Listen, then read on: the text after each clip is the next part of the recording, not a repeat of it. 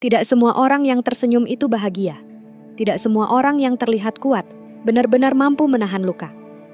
Di zaman ini, banyak anak muda yang terlihat baik-baik saja. Padahal di dalam hatinya sedang berperang hebat. Antara iman dan keputusasaan, antara harapan dan rasa lelah yang tak kunjung reda. Kisah ini bukan tentang orang suci, bukan tentang mereka yang hidupnya selalu benar.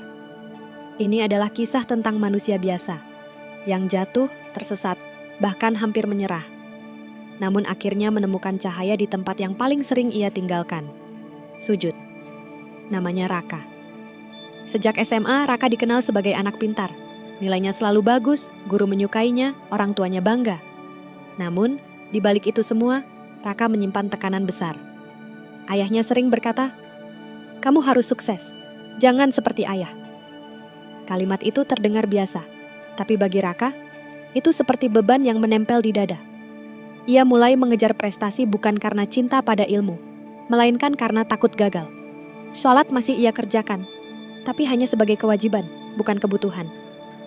Doa ia baca, tapi tanpa benar-benar berharap. Masuk kuliah, dunia Raka berubah. Lingkungan baru, teman baru, gaya hidup baru. Ia mulai mengenal kesenangan yang perlahan menjauhkannya dari Allah. Awalnya hanya menunda sholat, lalu mulai meninggalkan. Kemudian merasa biasa saja. Allah Maha Pengampun, katanya. Tanpa sadar, ia menjadikan itu alasan, bukan harapan. Prestasi menurun, hatinya kosong, tidurnya gelisah.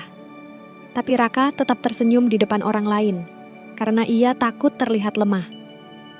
Suatu hari, kabar itu datang, Raka gagal. Gagal lulus tepat waktu. Gagal memenuhi harapan orang tua. Ayahnya terdiam, ibunya menangis pelan.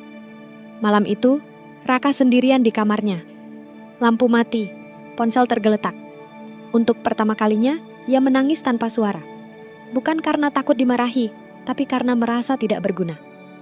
Ia berkata dalam hati, "Ya Allah, kalau Engkau masih peduli, kenapa hidupku begini?" Malam semakin larut. Entah kenapa, Raka berdiri, mengambil air wudhu. Tangannya gemetar.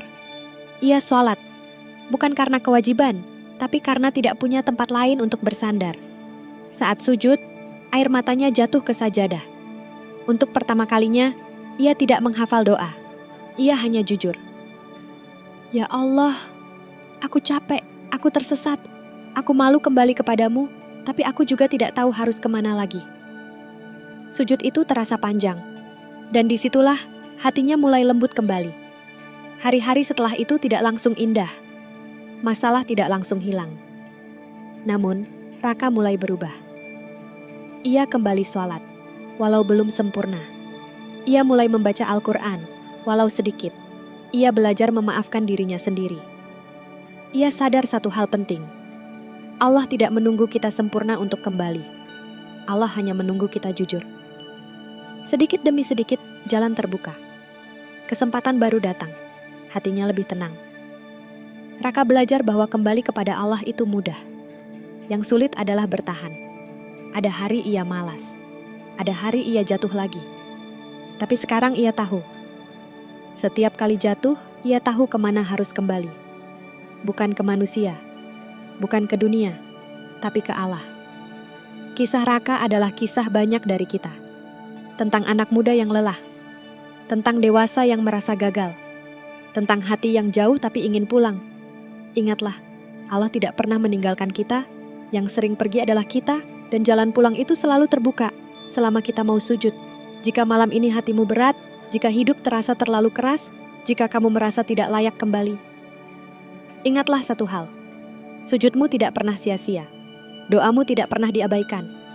Allah lebih dekat dari yang kamu kira. Karena seringkali, cahaya terbesar dalam hidup lahir dari titik terendah dalam sujud.